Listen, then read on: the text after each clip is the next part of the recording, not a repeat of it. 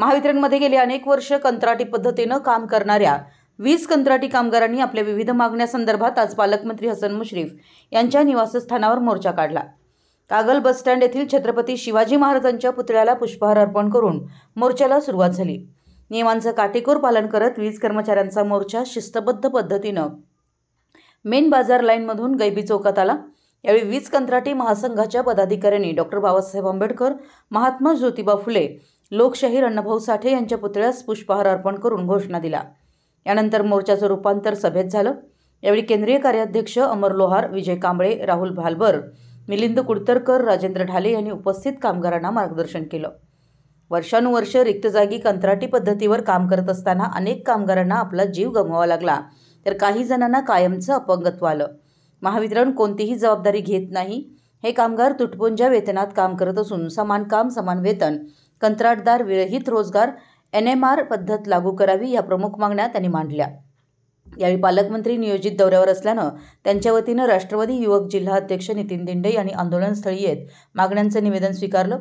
तुमच्या मागण्या निश्चितच पालकमंत्री हसन मुश्रीफ यांच्याकडे मांडू आणि यातून नक्कीच सकारात्मक तोडगा काढण्याची विनंती करून सांगू, असं आश्वासन त्यांनी केलं। त्यानंतर मोर्चा विसर्जित करण्यात आला। यावेळी कागल पोलीस स्टेशनचे पोलीस निरीक्षक गजेंद्र लोहार, सहाय्यक पोलीस निरीक्षक जमादार आणि संपूर्ण टीमनं काटेकोर बंदोबस्त ठेवला होता। यावेळी महाराष्ट्र 20 कंत्राटी कामगार संघाचे प्रादेशिक संघटन मंत्री विजय कांबळे, जिल्हा कार्याध्यक्ष अनिल लांडगे, जिल्हाध्यक्ष राहुल भलबर, जिल्हा संपर्क प्रमुख राजेंद्र ढाले, जिल्हा सचिव मिलिंद कुडतरकर, सर्कल सचिव दिलीप गुरव, डिव्हिजन अध्यक्ष किरण माळी यांच्यासह सुमारे 600हून अधिक 20 कामगार मोर्चामध्ये सामील झाले होते। मराठी एस न्यूजसाठी कागलहून प्रशांत दळवी।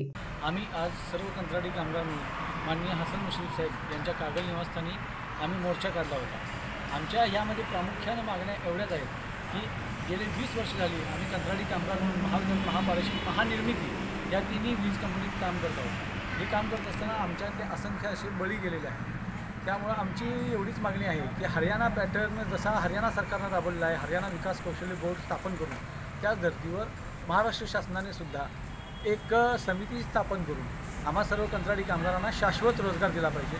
दुसरी गोष्ट म्हणजे मागील 5 वर्षापूर्वी आमचा पगारवाढ झाला होता, त्यानंतर आमचा पगारवाढ झालेला नाही। ते पगारवाढ आमचा होणं गरजेचं आहे। आज महागाई वाढल्यामुळं अनेक कंत्राटी कामगारांवर उपासमारीची वेळ आलेली आहे। आणि तिसरा आणि महत्त्वाचा मुद्दा म्हणजे महावितरण कंपनीमध्ये मोठ्या प्रमाणात भ्रष्टाचार चालू झालेला आहे। प्रत्येक कंत्राटदार कंत्राटी कामगारामागं 1000-2000 रुपये असे घेतोय।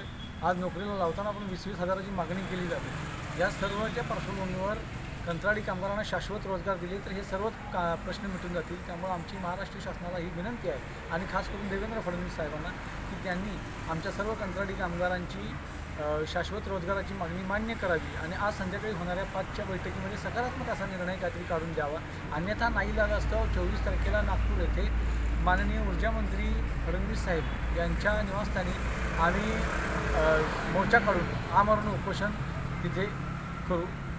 हा प्रसंग टाळण्यासाठी आमची त्यांना विनंती आहे की लवकरात लवकर सकारात्मक तोडगा काढून आमची मागणी मान्य करावी।